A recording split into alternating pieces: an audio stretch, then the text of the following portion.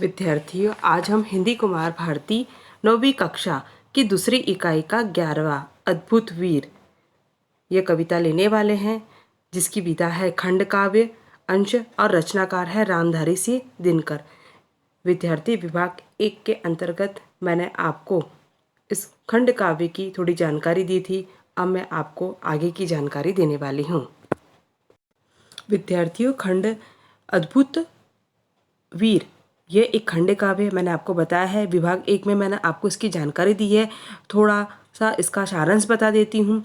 यहाँ पर कवि रामधारी सिंह कहते हैं कि विश्व में जहाँ भी पवित्र अनल हो या अग्नि हो, उसे मैं नमस्कार करता हूँ। जिस व्यक्ति में भी तेज और बल का निवास हो, मैं उस व्यक्ति को भी नमस्कार करता हूँ।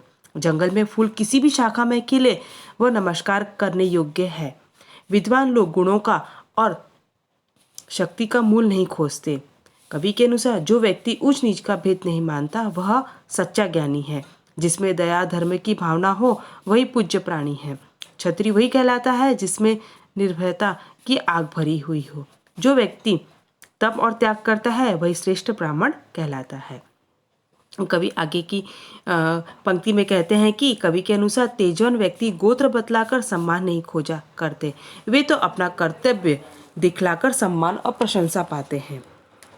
यदि कोई वीर क्षुद्र मूल का है और उसके मूल के कारण संसार उसे गलत या सही कहता है, तो वीर पुरुष उससे विचलित नहीं होते। वे तो अपनी वीरता से इतिहास में अपनी छाप छोड़ जाते हैं। आगे भी कहते हैं कि जिसके पिता सूर्य तथा माता कुमारी कुंती थी, उस बालक का पलना नदी की धार में बहती हुई एक पिटारी में बनी। उनका पालन पोषण शूद्र के घर में हुआ, शूद्र के घर में हुआ तथा उसे अपनी माँ का दूध भी नसीब नहीं हुआ। फिर भी कर्ण सभी युवकों में से अनोखा वीर बना। कवि कहते हैं कि कर्ण शरीर से युद्ध भूमि में वीरों की तरह व्यवहार वाला, मन से भावुक, स्वभाव में दानी था। उसे जाति गोत्र का अभिमान नहीं था, उसे अपने स्वभाव और पौरुष का अभिमान था। ज्ञान ध्यान तथा शास्त्र का पूरा अभ्यास करके कर्ण ने स्वयं अपने गुणों का विकास किया।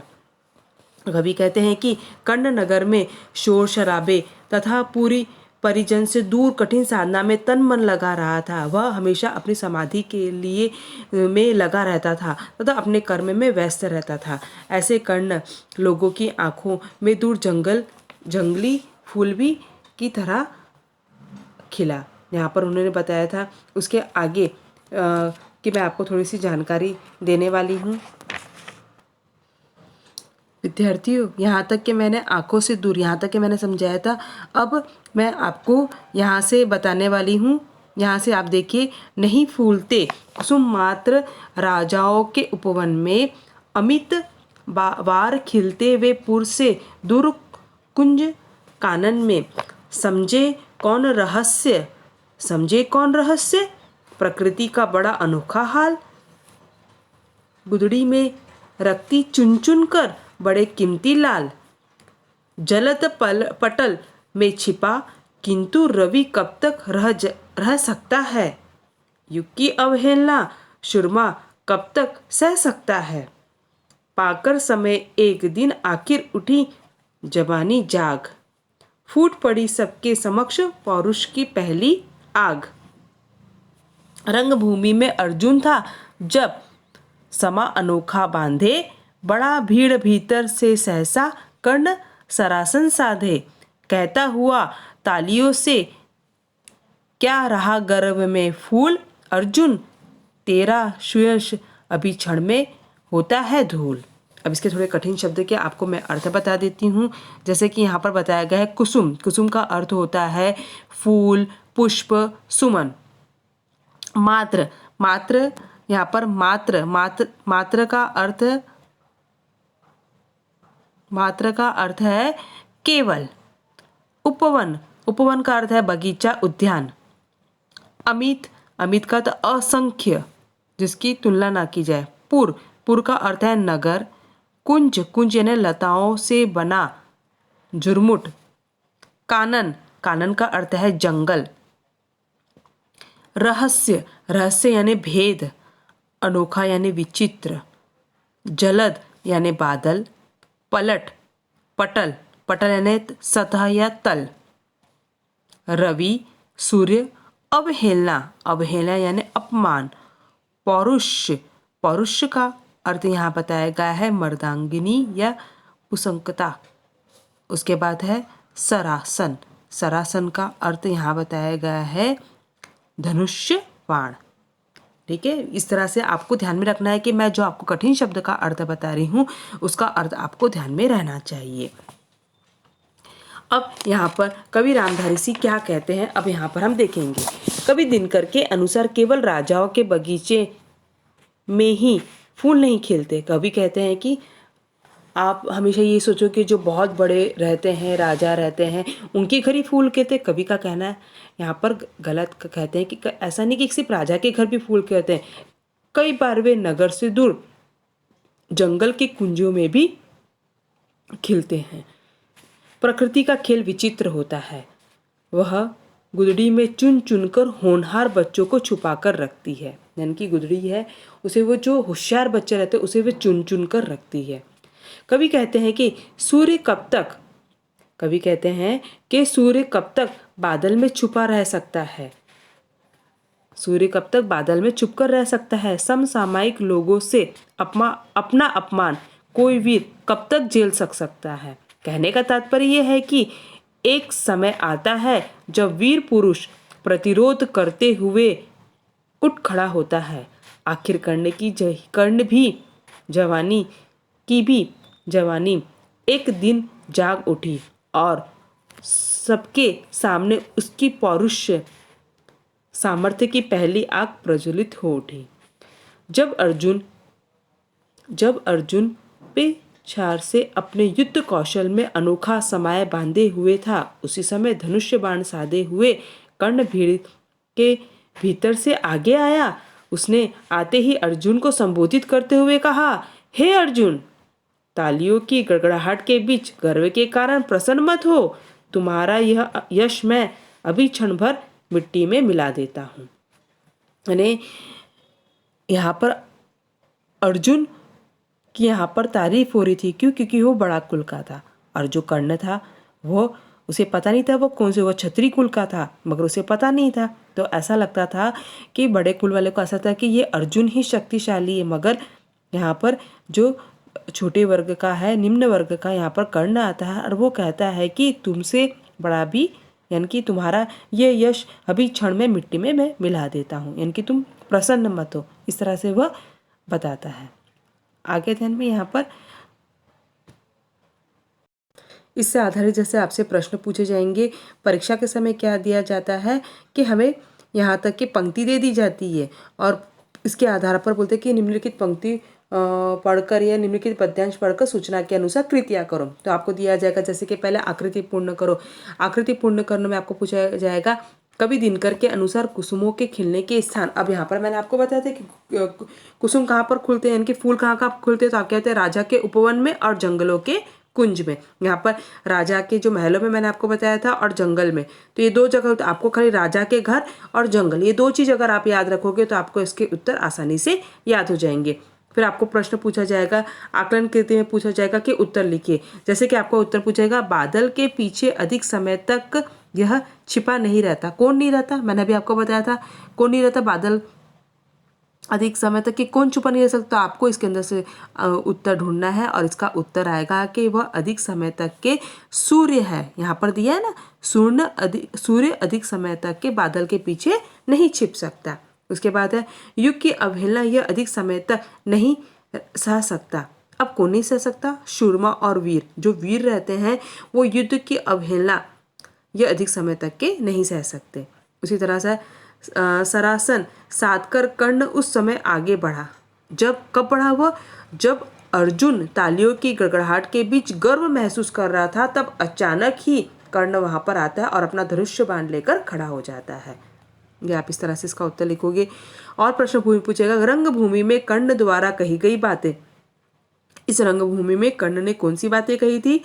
कही थी कि अर्जुन, यानी कि विस्मयादिबोधक बोधक चिन्ह आएगा, अर्जुन तुम्हारा यश अभी क्षण भर में मैं नष्ट कर देता है। यानी कि अर्जुन, तू जो इतना गर्व कर रहा है, तेरा अभी मैं घमंड अभी मैं क्षण भर में नष्ट कर जाऊंगा। तो इस तरह से क्या करता है, अर्जुन आता है, कर्ण आता है और अर्जुन के सामने वह कहता है, अर्जुन को संबोधित करते हुए कहता है। इस तरह से आपको प्रश्न पूछे जाएंगे, आपको इस तरह से तैयारी करना है। विद्यार्थी यहाँ पर लेखनी में देखना, लेखनी में हमें क्या दिया गया है, मैं लाल किला बोल रहा हूँ, ये इस पर क्या लिखना है, हमें निबंध लिखना है। आगे ध्यान में, तो आप इसमें निबंध किस लिए लिखोगे कि भारत का हृदय दिल्ली है और दिल्ली का अंतःकरण है मैं लाल किला हूँ, मैं लगभग 4 शताब्दियों का उतार चढ़ा हूँ। तो लाल किले के बारे में थोड़ी सी आपकी जानकारी लिखना है, जैसे कि बता सकते हैं कि मैं लाल किला अपने अंत स्थल में इतिहास संजोए हुए हूँ, मैं मुग़ल बादशाह के दबदबे का साक्षी हूँ, मेरे ही प्रांगण में उन्हें राज्याभिषेक हुआ है, जहाँ विदेशी राजदूत कॉर्निक्स करते सलाम देते हुए नज़ारे पेश करते थे, मैं उन्हें उनके राजकीय षड्यंत्र और जय पराजय के दृश्य देख रहा हूँ। तो यहाँ पर क्या, लाल किले के बारे में आप थोड़ी सी यहाँ पर जानकारी लिखोगे। फिर यहाँ पर दिया है भारत के महत्वपूर्ण 10 ऐतिहासिक स्थलों से संबंधित जानकारी अंतर्जाल से हस्तलिखित पत्रिका बनाइए। अब आपको क्या करना है, इंटरनेट के माध्यम से आपको देखना है और ऐतिहासिक स्थल कौन कौन सा है आप कोई भी बता सकते हैं, जैसे कि अजंता एलोरा, आगे ध्यान में, तो ऐसी ऐतिहासिक स्थल की आप जानकारी तैयार करिए। उसी तरह से यहाँ पर दे श्रवणी में दानवीर कर्ण के बारे में कहानी सुनिए और महत्वपूर्ण अंश सुनाइए। दानवीर कर्ण ये कौन था, कुंती पुत्र था, कुंती को वरदान दिया गया था कि वो जो भी वरदान मांगे उसे मिल जाएगा। तो एक दिन वह कुंती, उसे ऐसा लग रहा था कि वरदान तो मिला है तो उसे मैं उपयोग करती, सही में मुझे ये वरदान मिला है कि नहीं मिला है। तो वरदान मांगती है तो सूर्यदेव प्रकट होते हैं, सूर्यदेव प्रकट होते, सूर्यदेव से उसे यकीन नहीं था कि सही में मुझे वरदान मिलेगा। तो सूर्यदेव, मैं आया तो तुम्हें वरदान तो देना ही पड़ेगा। तो उसने कुंती को कर्ण एक बच्चा देता, मगर शादी के पहले अगर बच्चा आ जाता है तो हम देखते हैं कि हमारे समाज में उस स्त्री को किस नज़र से देखा जाता था। तो कुंती ने उस पुत्र को क्या किया, पानी पिटारी में डाल के पानी में बहा दिया गया। तो जो कर्ण है, कर्ण को शूद्र घर के लोग अपनाए थे और उसका उन्होंने पालन पोषण किया था, मगर कर्ण बहुत दानवीर था। तो यहाँ पर हमें कर्ण के बारे में थोड़ी जानकारी करना है। उन्होंने इतना दानवीर था कि उसने अपना अंगूठा, उसने अपनी, अगर आपने महाभारत अभी आपने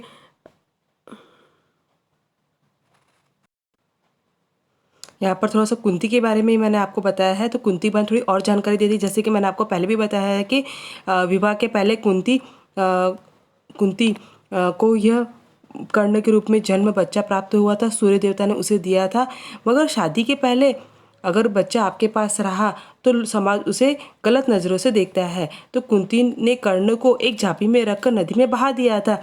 वह झांपी राधा नाम की एक महिला को मिली, उसी ने कर्ण का पालन पोषण किया था। ईश्वरीय न्याय भी बड़ी विचित्र होती है। राजकुल में पैदा होने के बावजूद राजकुल के सुखों से वंचित उसे गुरु द्रोणाचार्य ने अपने शिष्य बनाने से भी मना कर दिया था। विवश होकर कर्ण ने धनुर्विद्या की कला परशुराम से सीखी तथा अर्जुन से बढ़कर धनुर्धर बना। कर्ण को रंगभूमि में अर्जुन का सामना करने से भी रोका गया। दुर्योधन ने कर्ण को अंग देश का राजा घोषित किया। इसके पश्चात अर्जुन ने युद्ध करने के योग्य समझा गया। तो यहाँ पर अर्जुन के बारे में आप थोड़ा सा, क्योंकि वो दानवीर भी था अर्जुन, अगर आप दानवीर की इसकी कहानी सुनोगे यूट्यूब में आप जाइए तो आपको उसकी जानकारी भी आपको प्राप्त होगी। उसी तरह संभाषणी में देखना है, किसी शहीद जवान के शौर्य संबंधित घटना का वर्णन कीजिए। अब यहाँ पर किसी शहीद जवान के बारे में आप देखते ही रहते हैं, समाचार देखते सब देखते, तो इसके आधार पर भी आप इसकी जानकारी प्राप्त कर सकते हैं। आप यहाँ पर देखेंगे विषय से, यानी कि दूध से दही बनने की प्रक्रिया पढ़िए और वैज्ञानिक कारण बताइए। यह आपको 9वीं कक्षा की पृष्ठभूमि 88 विज्ञान और प्रौद्योगिकी में आप ये देखोगे कि दूध से दही एक रीति अगर आप घर पे करोगे कि तो आपको ध्यान में आ जाएगा। विद्यार्थी यहाँ पर पटनी में दिया है कि हमारे देश की राजधानी दिल्ली में मनाए जाने वाले गणतंत्र दिवस समारोह का वर्णन समाचार पत्र से पढ़िए।